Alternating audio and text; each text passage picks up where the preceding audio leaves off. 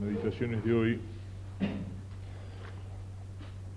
luego de haber mirado esta imagen de las dos banderas que nos presenta San Ignacio, vamos a mirar el combate de Cristo, es decir, su pasión, precisamente la palabra agonía, la agonía en el huerto con la que empieza. Esta pasión, agonía, significa eso, lucha, combate. La agonía en el hombre, en el que está en el moribundo, es la última lucha donde trata de aferrarse a la vida.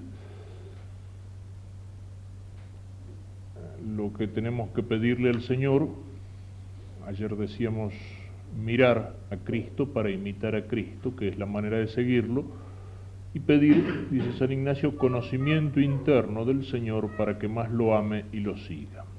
Es decir, conocimiento aquí del Señor que por amor mío va a la pasión y va a la cruz para que más lo ame y lo siga. Pedirlo como una gracia. Para meditar la pasión, en fin, iremos indicando algunos momentos de la pasión, pero se puede utilizar también en el Vademecum, página 175 y siguientes. En la página 175 indica algunos capítulos de la imitación de Cristo, del Kempis, que pueden ser utilizados para la meditación de la pasión. En la página 176 y siguiente hay como un plano de Jerusalén con el itinerario de la pasión, desde el huerto de los olivos hasta el palacio de Caifás, al pretorio de Pilatos, al palacio de Herodes y al Gólgota. Y en la página 176, un poco como el horario tentativo de la pasión, o sea, lo que corresponde a cada hora del día.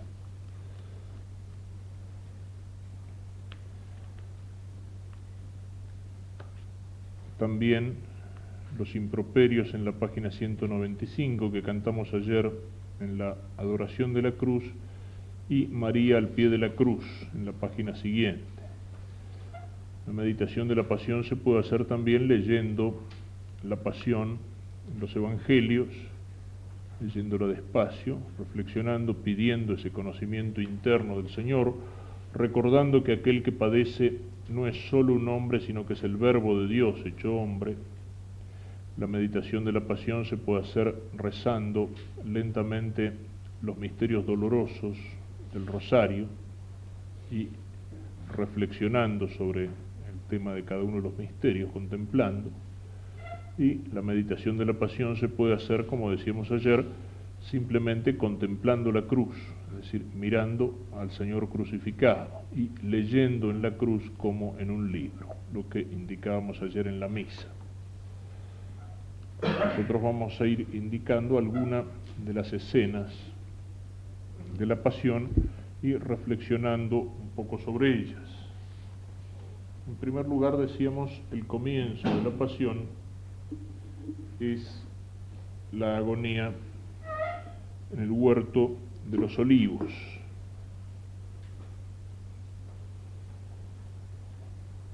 Al cual se dirige Jesús después de la cena. El jueves celebrábamos la misa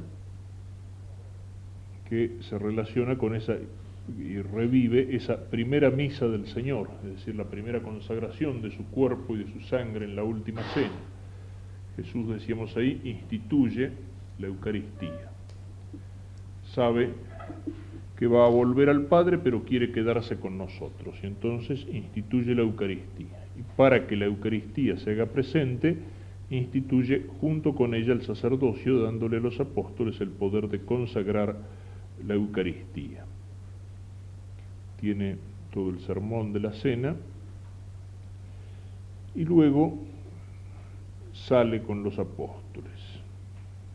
Ya es de noche, como decíamos, sale de la ciudad, se lo puede ver en el planito, toma hacia el norte, es decir, hacia el noreste de la ciudad, estaba el torrente Cedrón, como un valle, estaba por un lado la colina del templo, por otro lado el monte de los olivos. El torrente recorre un valle poco profundo, Cedrón quiere decir negro, y allí se dirige a un lugar que conocemos como el Huerto de los Olivos. El nombre es Getsemaní. Decía una vez una catequista, el huerto de don José Maní. Getsemaní es la palabra hebrea que significa lagar de aceite. Es decir, entre esos olivos había un lagar o una prensa para fabricar el aceite. Dice San Juan que muchas veces concurría Jesús allí con sus discípulos. Es decir, cuando Jesús iba a Jerusalén no solía parar en Jerusalén, sino en Betania, en la casa de Lázaro, de Marta y de María. Y posiblemente al ir a la ciudad se retiraría después de predicar en el templo, de enseñar todo eso, se retiraría con los discípulos a este lugar, de modo que era un lugar conocido. Pero esta vez llegan allí de noche. Podemos imaginar, o si este tipo de meditación ayuda más a la contemplación, es decir, ir como viendo la escena, siguiendo a Jesús, escuchando sus palabras, aunque las vayamos leyendo. Cuando salen del cenáculo para dirigirse al huerto, termina allí aquellas palabras que son como una despedida de Jesús, donde les va hablando de lo que va a pasar. Termina con un canto litúrgico. Dice, tras cantar el himno, dice el Evangelio, salieron. El himno era lo que llamaban el Hallel, que eran los salmos, desde el Salmo 113 al 118. Esos salmos se cantaban al final de la cena. Perdón, se cantaban 2 antes de la cena y 4 salmos después de la cena pascual. Cantan los últimos salmos y sale con los discípulos. El estado de ánimo de los discípulos es fácilmente imaginable. Estaban tristes, llenos de temor, de inquietud, nunca habían visto a Jesús así. Y sobre todo Jesús les había ya ido insinuando lo que iba a pasar, lo de la traición, lo de la muerte, lo de la vuelta al Padre, lo de las persecuciones que iban a sufrir. Incluso les había dicho que iban a aflojar. El anuncio de que lo iban a abandonar y de que lo iban a traicionar. Y también por la tristeza de Cristo. O sea, se dan cuenta que está por pasar algo. Ya se ha ido creando, sobre todo lo muestra muy bien San Juan. Ayer hacíamos referencia a esas lecturas del Evangelio de San Juan que la Iglesia ubica durante los días de semana en la Cuaresma. Y vemos en esas lecturas que se va creando un clima de tensión cada vez mayor entre Jesús y los jefes de los judíos. Se va poniendo la cosa cada vez más espesa, ¿no? Llega un momento, el momento alrededor de la pasión, donde se puede decir que el ambiente se puede sentir, digamos, la carga, la tensión, el aire se corta con un cuchillo, como dicen. Es como en una película cuando va llegando al clímax, al momento de máxima tensión. Y eso pesa sobre los discípulos. Van en silencio, Jesús dice todavía algunas palabras, algunos piensan que el sermón de la cena que pone San Juan lo termina mientras van de camino hacia el monte. Cuando llegan allí, les dice, sentaos aquí que yo voy más allá para orar. Y toma de entre los discípulos a 3, Pedro, Santiago y Juan. Estos 3 discípulos, de alguna manera más cercanos a Cristo, son los que ha elegido también como testigos de la transfiguración en el monte Tabor, en el capítulo 9 de San Lucas. Si ustedes recuerdan, en la transfiguración Jesús se dirige con estos 3 discípulos al monte y allí se transfigura. Es decir, de pronto Cristo se vuelve él resplandeciente, y si sus vestidos eran más blancos que la nieve. Podríamos decir que eso debería haber sido algo así como el estado normal de Cristo. Es hombre, pero es Dios. Hay 2 naturalezas en Cristo, la naturaleza humana y la naturaleza divina, pero hay una sola persona que es la persona divina. Y esa persona del Verbo de alguna manera debía como transparentarse, como muchas veces, qué sé yo, se transparenta el alma en el cuerpo. Muchas veces puede verse en una persona como un estado de ánimo interior, por ejemplo, se transparenta hacia afuera. Un estado de tristeza se nota, pero también se nota un estado de alegría, si se tiene el rostro radiante. Es algo que se nota en la santidad, ¿no es cierto? Por eso se pinta muchas veces al santo con una aureola de luz sobre la cabeza. Muchas veces en la persona que ha llegado a un grado alto de santidad hay algo que irradia. No son tanto sus palabras, sino algo invisible pero que al mismo tiempo trasciende de esa persona. Hay como una luz que trasciende del santo. En la pequeña iglesia de Ars la gente venía de todas partes, en fin, para confesarse con el cura, pero escuchaban sus sermones. Y en sus últimos años el viejo cura de Ars estaba, digamos, tan penetrado, tan poseído de las cosas de Dios, que a veces intentaba hablar y en lugar de palabras le salían lágrimas, ¿no es cierto? Y el famoso uno de los sermones del cura de Ars, toda la gente escuchándolo sin intención, y el cura lleno de lágrimas, con el rostro transfigurado, y señala al sagrario y dice: lo veremos, lo veremos. Y eso llegaba a la gente, evidentemente no por las palabras, ¿no es cierto? ¿Qué pasaría si un cura cualquiera se pone a hacer es el momento de la homilía, dice, lo veremos? Pero él ya vivía de tal manera esa que lo transparentaba. Bueno, con cuánta más fuerza la divinidad tenía que transparentarse en Cristo. Yo diría que lo extraordinario no es la transfiguración, sino lo extraordinario es que Cristo no haya estado así todo el tiempo. Cuando Moisés baja del monte, donde ha recibido de Dios los mandamientos, dice que se coloca un velo sobre el rostro, porque su rostro estaba luminoso. Lo extraordinario es que, digamos, en Cristo tiene que haber habido como tener constantemente como velada, como reprimida esa manifestación de la divinidad. Y ahí la deja transparentar de golpe. Los discípulos quedan deslumbrados. Incluso esas palabras de San Pedro, que dice: Señor, hagamos 3 tiendas aquí, porque junto a Jesús han aparecido Moisés y Elías. Qué bueno que es estar aquí. Fue como un pequeño reflejo de lo que puede ser la gloria en el cielo. Digamos, la gloria de contemplar a Dios en el cielo se dejó ver para los apóstoles como si alguien espiara el cielo por el ojo de la cerradura, en esa belleza, en esa majestad de Cristo. Dicen que eligió a estos 3 precisamente porque iban a ser los testigos de la humillación máxima de Cristo, los deja ser los testigos de su gloria, para que no fuera tan grande el escándalo o el sufrimiento. Cristo les había dejado transparentar la gloria a los que iban a ser testigos del momento tal vez más doloroso de su pasión.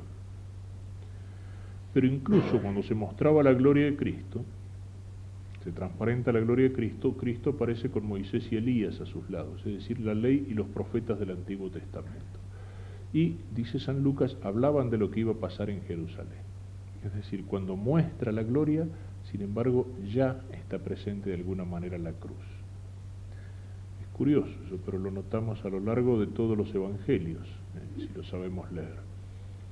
Cuando la Virgen Santísima presenta en los misterios de gozo, presenta al niño en el templo, y el anciano Simeón reconoce al niño, y inspirado por Dios le había prometido que no iba a morir hasta ver al Salvador, lo toma el viejo al niño en sus brazos, y dice: Señor, ya me puedes llevar de este mundo, mis ojos han visto al Salvador.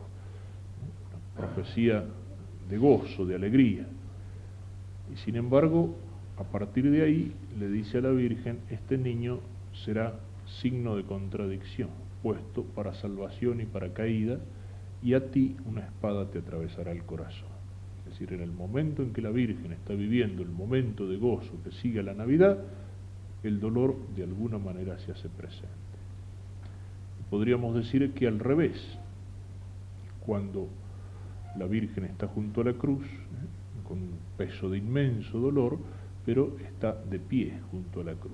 O sea, cuando todos desesperan, cuando todos abandonan, posiblemente solo en el corazón de la Virgen hay una chispita de esperanza en medio de ese inmenso dolor.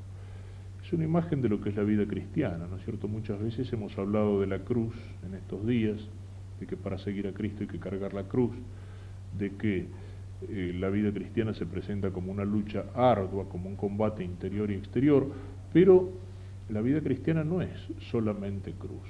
Yo lo suelo usar esto con la imagen de los misterios del rosario, ¿no es cierto? En los misterios del rosario hay misterios de gozo y misterios de dolor. En medio del dolor está presente la esperanza y en el gozo está presente la cruz. Es decir, es como si esos misterios estuvieran trenzados. La vida del cristiano es como un tiento donde se van trenzando el gozo y el dolor, ¿no? La tristeza y la alegría, ¿no? La cruz y la gloria. Así fue la vida de Cristo, así fue la vida de la Virgen, así es la vida del cristiano. No es solo cruz, en nuestra vida Dios nos da tantas cosas buenas, tantas alegrías, tantos alientos, pero el 100 por 1 en medio de persecuciones. O sea, el paraíso no está aquí, aunque aquí hay muchas cosas que nos reflejan el paraíso, pero también está la cruz por el camino. Lo que importa es ser como la Virgen, fieles en el gozo y en el dolor. Como dice el tango, los amigos se cotizan en las buenas y en las malas. Bueno, si somos amigos de Cristo también vale para nosotros. Esos son los 3 apóstoles que acompañan a Cristo. Han contemplado la gloria del Señor, van a contemplar también su humillación. En la transfiguración la divinidad se manifiesta. Aquí la divinidad se esconde. Nos dice San Ignacio, mirar cómo la divinidad se esconde. El Señor dice, Marcos, mi alma está triste hasta la muerte. Y les dice, permaneced aquí y orad conmigo. Orad para que no os venza la tentación. Esa frase de San Pedro que aparece en su epístola que citamos, vigilad y orad porque vuestro enemigo el diablo ronda, bueno, la ha escuchado de Cristo. Y él sabe lo que le resultó ser flojo en la oración y dormirse, la tentación lo venció. Y, dice San Lucas, se arrancó de ellos a la distancia de un tiro de piedra, ha dejado a los otros 8 un poco más lejos, se acompaña con estos, pero todavía se aparta de ellos.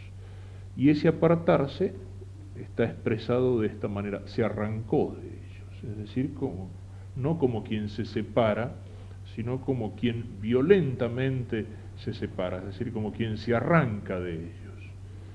En ese momento de suprema tristeza del Señor, también qué doloroso tiene que haber sido esa separación. O sea, de qué manera ayuda en los momentos de gran tristeza tener al lado una persona querida. ¿De qué manera ayuda eso? Tener la compañía de alguien que nos quiere, aunque no sean palabras, es solamente la presencia de una persona querida, es solamente la presencia de un amigo, es la presencia de un familiar. Es algo que me hace pensar, en fin, perdón como digresión, pero lo que significa para una persona en el momento de la muerte, el tener al lado las personas que la quieren. De qué manera, aunque a veces puede ser necesario, pero de qué manera son inhumanas las instalaciones de terapia intensiva para un moribundo. Tiene sentido la terapia intensiva si hay una persona a la cual se la puede ayudar, se la puede curar, pero no para prolongar inútilmente la vida de alguien que ciertamente va a morir. Los médicos hoy hablan, y se habla también en moral médica, del encarnizamiento terapéutico, es decir, el hacer esfuerzos absolutamente inútiles para prolongar la vida de una persona haciéndola sufrir, a veces horriblemente, y solamente por el motivo de decir, bueno, todavía está vivo, o por prestigio personal, o a veces incluso por interés económico, que pasa en las salas de terapia intensiva. Pero la persona está allí llena de cablecitos, de cosas, sola. Hay un derecho a morir con dignidad. Y el que muere, el moribundo, es como el niño recién nacido, necesita el afecto, necesita el cariño, necesita el cariño. Conocí a alguna persona que en terapia dijo, sáquenme de aquí, me quiero morir en mi casa y en mi cama y con mis familiares alrededor. O sea, qué importante, es importante eso. Y en ese momento, digamos, ¿cómo ayuda cuando uno está indefenso, cuando a lo mejor tiene la conciencia medio perdida, un ser querido al lado, a lo mejor que le tiene la mano, que lo acompaña? Qué importante que es eso. Una muerte humana, digámoslo así. A veces el exceso en la medicina lleva a deshumanizar hasta eso. Bueno, es un poco lo que puede pasar con Cristo aquí, que se encuentra en ese momento de la muerte. Se arranca de ellos. Es decir, se arranca del último consuelo, de la última compañía que podía tener.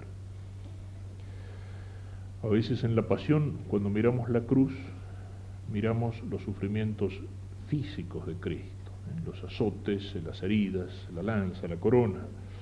Pero aquí lo que siempre me ha impresionado de esta agonía en el huerto es precisamente el sufrimiento anímico, el sufrimiento espiritual, el sufrimiento psicológico de Cristo, que es tremendo y a veces mucho más doloroso que todos los sufrimientos del cuerpo.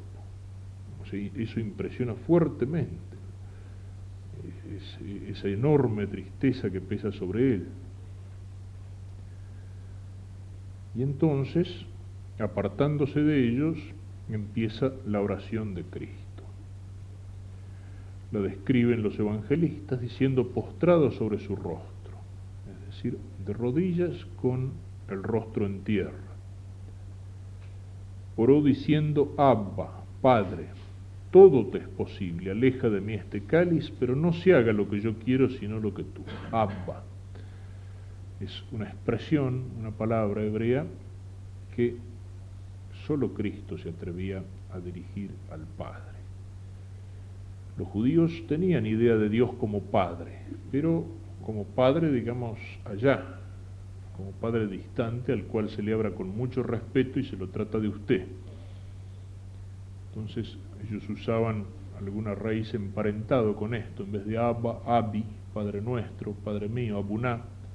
En cambio acá es Abba, viene a ser papá, o papito incluso.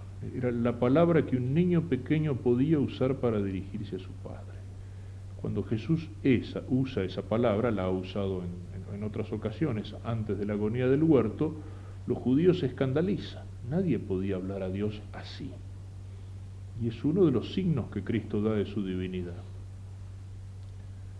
Es uno de los signos que Cristo da de su divinidad. O sea, ese trato a Dios como Padre, pero con la intimidad con que un niño pequeño podía dirigirse a su Padre. Es un signo de intimidad, algo que no existía en el lenguaje religioso de Israel. Y Jesús lo usa. Jesús lo usa. Y nosotros podemos usarlo después de la muerte de Cristo. Cristo incluso antes distinguía cuando habla con los apóstoles, me voy a mi Padre y a vuestro Padre. En ningún momento dice Padre nuestro, salvo cuando enseña a rezar el Padre nuestro, pero dice recen así. Pero después que por la resurrección de Cristo hemos sido hechos hijos de Dios, también nosotros lo podemos llamar así. Dice San Pablo en la carta a los Gálatas que el Espíritu Santo actúa en nosotros haciéndonos exclamar Abba, Padre. Es decir, podemos hablar a Dios con esa confianza que traduce perfectamente el criollo cuando dice Tata Dios. Abba es Tata. ¿Pero por qué? Porque por la muerte y la pasión y la resurrección de Cristo hemos sido hechos hijos de Dios. Hijos de Dios en el orden de la gracia. Todo te es posible, aleja de mí este cáliz, pero que no se haga lo que yo quiero, sino lo que tú. San Marcos, San Mateo, son palabras que se transcriben de forma parecida y que aparte Cristo la ha pronunciado más de una vez en ese tiempo. Padre mío, si es posible que se aleje este cáliz, pero que no se haga lo que yo quiero, sino lo que tú. Si es de tu agrado, traduce Lucas, aleja de mí este cáliz, no obstante que no se haga mi voluntad, sino la tuya. La voluntad de Cristo se aparta de la voluntad del Padre, no. Es lo que decíamos ayer cuando hablábamos de la Virgen como esclava. El amor está en esa identificación de voluntades. Por eso dice Cristo, el que me ama cumple mis mandamientos. vosotros sois mis amigos porque hacéis lo que yo os mando. No son los que dicen Señor, Señor los que van a entrar en el reino de los cielos, sino los que hacen la voluntad de mi Padre. Amor es esa identificación de la voluntad que lleva a querer lo mismo aquí. Pero Cristo es hombre también y siente en su cuerpo, siente la rebelión de la carne, siente la rebelión de toda su sensibilidad en frente al sufrimiento y en frente a la muerte. Y entonces pronuncia esas palabras, pero que no son palabras de rebelión, sino que terminan con la aceptación de la voluntad del Padre, hecho obediente por nosotros hasta la muerte y muerte de cruz, va a decir San Pablo. Es el mismo Cristo que antes decía, capítulo 12 de San Lucas, tengo que ser bautizado con un bautismo. ¿Y cómo estoy angustiado hasta que se cumpla? Es decir, con un bautismo de sangre. Y él deseaba que se cumpliera, estaba en tensión hacia ese cumplimiento. Pero cuando llega el momento del cumplimiento, siente esa rebelión natural de nuestro cuerpo. Como lo que puede ser, no es una contradicción que se den en el cristiano esas dos cosas, ¿no es cierto? El cristiano enfrente a la muerte puede tener una actitud cristiana de aceptación, de valor, sabiendo que la muerte es un encuentro con Cristo. Y muchas veces uno encuentra en esos maravillosos testimonios de paz, de serenidad, de alegría en la persona que va a ese encuentro con Cristo, pero al mismo tiempo puede sentir el peso de la carne que protesta. Es como cuando miramos en la fe la muerte de una persona querida que ha muerto en Dios. Por una parte decimos, bueno, es más feliz que nosotros, está con Dios. Y es cierto, no es un consuelo piadoso ni una mentirita piadosa, pero sentimos el dolor de la separación. Las dos cosas pueden darse. Uno como cristiano acepta que Dios se lo llevó, sabe que es más feliz, pero al mismo tiempo siente el dolor de la separación. En Cristo se dan las dos cosas, se da la aceptación, la voluntad que se identifica con la voluntad. Él sabía que venía para esto, pero también esa rebelión de lo sensible en frente al dolor. Vuelve en un momento donde quedaron los tres. Y como los encuentra dormidos, le dice a Pedro, Simón, ¿duermes? ¿No has podido velar conmigo una hora?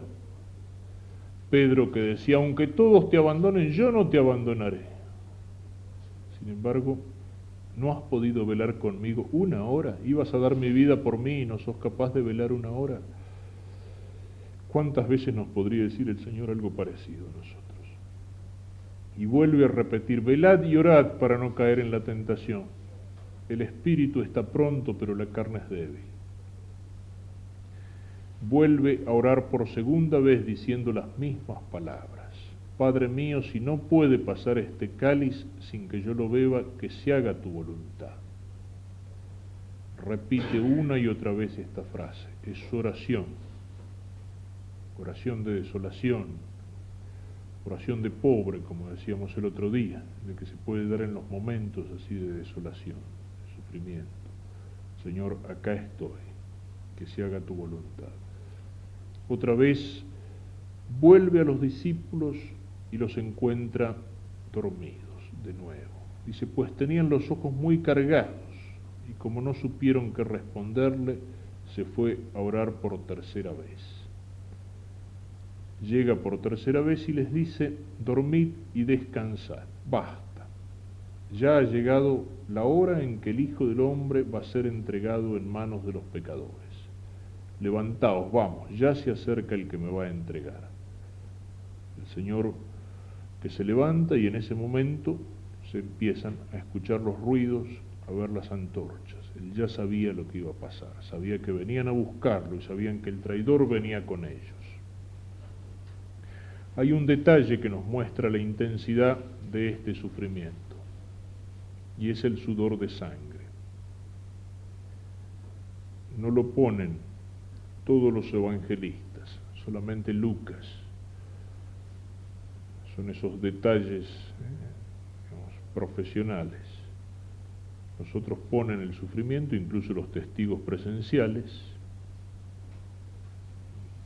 el Evangelio de San Marcos, que era interpres Petri, había recibido el relato de Pedro, y San Juan es testigo presencial. Pero ellos están impresionados por el sufrimiento de Cristo,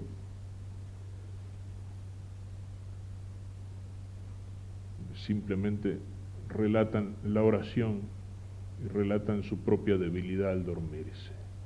Lucas era médico, fue compañero de San Pablo después. San Pablo dice, Lucas el médico querido. Y entonces tiene este detalle, como tiene alguno que no sé si será de ética profesional, cuando describe el milagro de aquella hemorroísa, la mujer que tenía un flujo de sangre. Los otros dicen que muchos años había ido a médicos sin curarse, y Lucas dice al contrario, la dejaban cada vez peor.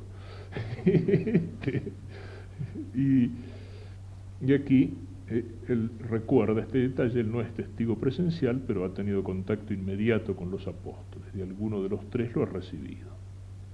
Le vino un sudor como de gotas de sangre que llegaba hasta el suelo.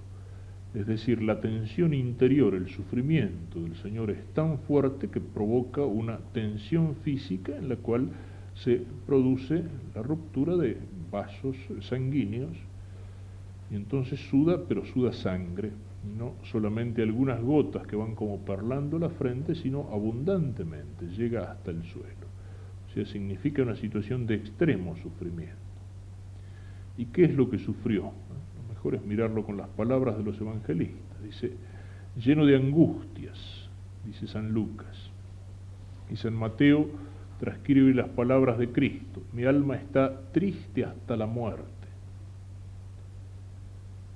En Mateo mismo comenzó a entristecerse y a angustiarse. Y San Marcos dice, comenzó a sentir pavor y tedio. Es decir, miedo, el temor natural de la muerte, y después como asco, náusea, tedio. Esa palabra tedio también es una palabra que siempre me ha impresionado. Incepit tedere et pavere, dice el texto de la Vulgata. A sentir tedio y temor, pavor. El tedio es como ese profundo desgano interior. Alguna vez lo habremos sentido cuando tenemos que afrontar una cosa difícil, algo que sabemos que nos va a costar mucho, que se nos va a hacer cuesta arriba. Uno no solamente a veces siente el miedo del resultado, sino tedio, es decir, como un infinito cansancio, como un enorme desgano. Como si uno dijera, no, dejémoslo. Es algo que puede llegar a como a paralizar la voluntad, una sensación de inutilidad. ¿Para qué voy a hacer esto? No tiene sentido, ¿no? Y eso es un peso tremendo, a veces peor todavía que el temor. O sea, por ahí es más fácil vencer el miedo que conseguir levantarse de ese desgano infinito, de esa sedia. ¿Y eso por qué? El profeta Isaías, en esos cantos del servidor sufriente, lo decía, sobre él puso todas nuestras iniquidades. Fue él quien soportó nuestros sufrimientos y cargó con nuestros dolores. Fue traspasado por nuestras iniquidades y molido por nuestros pecados. La primera lectura de ayer, donde el profeta, con siglos de anticipación, habla de ese servidor sufriente, que va a tener cumplimiento en Cristo y que carga sobre sí todos nuestros pecados. O sea, qué tremendo para Cristo, que era Dios, es decir, el que ha recibido la ofensa del pecado, pero incluso para Cristo como hombre, es decir, sin pecado, como hombre sin pecado, como hombre cuya alma está íntimamente unida a la divinidad, cuya naturaleza está hipostáticamente unida a la persona divina, sentirse de alguna manera hecho pecado, no porque en él hubiera pecado, pero es hecho como la figura del pecado, es hecho como carga, asume sobre sí de alguna manera todos los pecados de la humanidad. Es un peso inmenso, y un peso inmundo al mismo tiempo. Hay una imagen de Cristo que aparece en los evangelios de algunos de los domingos de Cuaresma, que es la referencia que él hace a la serpiente de bronce que levantó Moisés en el desierto, cuando los israelitas habían pecado contra Dios, y entonces les envía el castigo, aquella plaga de serpientes que los mordían. Y Moisés ruega por el pueblo y Dios le dice que haga una serpiente de bronce y la levante, y todos los que miran la serpiente quedarán sanos. Y esa serpiente aparece como la imagen de Cristo. Cristo en dos ocasiones hace referencia a eso. El Hijo del Hombre, así como Moisés levantó la serpiente en el desierto, también el Hijo del Hombre tiene que ser levantado. Y resulta curiosa esa imagen, ¿no? La serpiente es la imagen de Satanás en el primer pecado y que aparezca como imagen de Cristo, es un símbolo con doble valor. Santo Tomás de Aquino lo explica en su comentario al Evangelio de San Juan. Dice, la serpiente de bronce tenía figura de serpiente pero no tenía veneno. Dice, por eso sanaba a aquellos que la miraban. Dice, y es como Cristo, tiene figura de pecado, es decir, de pecador, pero no tenía pecado.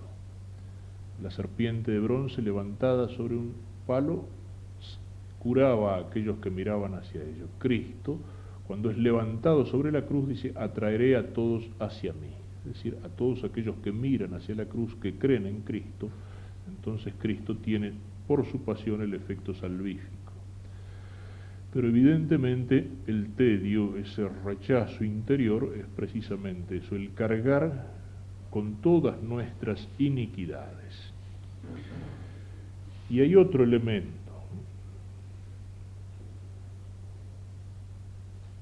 Lo traía en sus visiones, esta que estamos leyendo, la venerable Ana Catalina Emmerich, ella que vivía cada día, o sea, esas revelaciones de la pasión, ella iba sufriendo los sufrimientos de la pasión en su cuerpo, tenía los estigmas, todos los signos de la pasión, y eso se repetía cada Semana Santa, y ella vivía, veía, digamos, como si fuera filmada las escenas de la pasión, por eso las describe con tantos detalles que incluso no figuran en el Evangelio. Y ella interpreta otro elemento de ese sufrimiento de Cristo y que es el que nos puede tocar más personalmente, aun cuando el Evangelio no diga nada expresamente, pero también habla de esto el Señor cuando aparece a Santa Margarita María de Alacoque, es lo que conocemos como las apariciones del Sagrado Corazón, es decir, a dónde empieza el culto, la devoción al Sagrado Corazón a tomar auge, a crecer en la Iglesia, por las apariciones a Santa Margarita María de Alacoque, una religiosa francesa. De allí vienen aquellas promesas del Sagrado Corazón, como la de los 9 primeros viernes, el culto de reparación y de adoración eucarística, y entre las cosas que le dice Jesús a Santa Margarita María, le habla de esto. Es decir, a ese sufrimiento de tener que cargar todos los pecados, se une la tristeza y el desaliento por la ingratitud de nuestra correspondencia. Lo que señala Ana Catalina es eso, que Cristo ve en ese momento de la oración en el huerto, ve como si fuera así en una visión, no digamos exactamente cinematográfica, pero ve como en una visión panorámica todos los pecados del mundo. Y eso es perfectamente posible. Dicen que en algunos casos, en algún momento, un riesgo grave de muerte, una caída, un peligro de ahogarse o un accidente, en algunos casos se ha dado, recuerdan después esas personas cuando se han salvado, que han tenido como una visión panorámica de toda su vida, en los breves segundos en que duró ese riesgo. Digamos, ¿de qué manera? En fin, no lo sabemos bien, son esas cosas que escapan al terreno de la psicología normal y entran a lo mejor en el de la parapsicología. En Cristo hay más que parapsicología, es Dios, y Dios conoce en un solo golpe de vista todas las cosas del tiempo y toda la historia de la humanidad. Entonces, no tiene nada de extraño que Cristo hubiera visto así, realmente, como teniendo presente en ese momento y asumiéndolos todos los pecados de la humanidad. Decíamos ayer que Cristo no nos ama como multitud indiferenciada, sino que ama a cada uno de nosotros con un amor particular. Entonces también porque me ama con un amor particular, mis pecados le son particularmente conocidos. Es decir, lo han herido de una manera particular. A veces cuando uno habla de nuestros pecados hacen sufrir al Señor y todo eso. Ahora no. El Señor ahora en el cielo no puede sufrir. En la gloria, junto al Padre, incluso en su cuerpo transfigurado. Pero lo que pasa es que para Dios, en la eternidad, todo está presente. Y para Cristo, en un momento, en un instante, y pienso que ese momento, ese instante puede ser el de la oración en el huerto, se han hecho presentes todos los pecados, pero no como una masa indiferenciada, el pecado del mundo in genere, sino los pecados de cada uno de nosotros. Esa también puedo decir, y ciertamente sin vanagloriarme de eso, que es mi aporte a la pasión del Señor, no mi aporte personal. Pero no solamente los pecados, sino la ingratitud. Es decir, Cristo tiene conciencia de en cuántas personas su pasión va a ser inútil. No por culpa de él, porque la pasión de Cristo alcanza y sobra. Santo Tomás dice en el Adoro te devote, cuius una stilla salvum facere totum mundum quid ab omni scelere. Perdonen que lo cite en latín, digamos, no es pedantería, sino que no, lo recuerdo, lo memorizo, lo tengo memorizado en latín. Cuando habla su sangre, dice, de la cual una sola gota basta para salvar al mundo de todos sus crímenes. Es decir, la sangre de Cristo es más que suficiente. Una sola gota, podía haber sido aquella gota de sangre que derrama en la circuncisión, suficiente para salvar al mundo de todos sus crímenes. Sin embargo, quiso llegar hasta el extremo, dar hasta la última gota de sangre. Pero para que me limpie de mis crímenes, digamos así, para seguir la imagen, yo tengo que ponerme debajo de la cruz para que la sangre de Cristo me lave.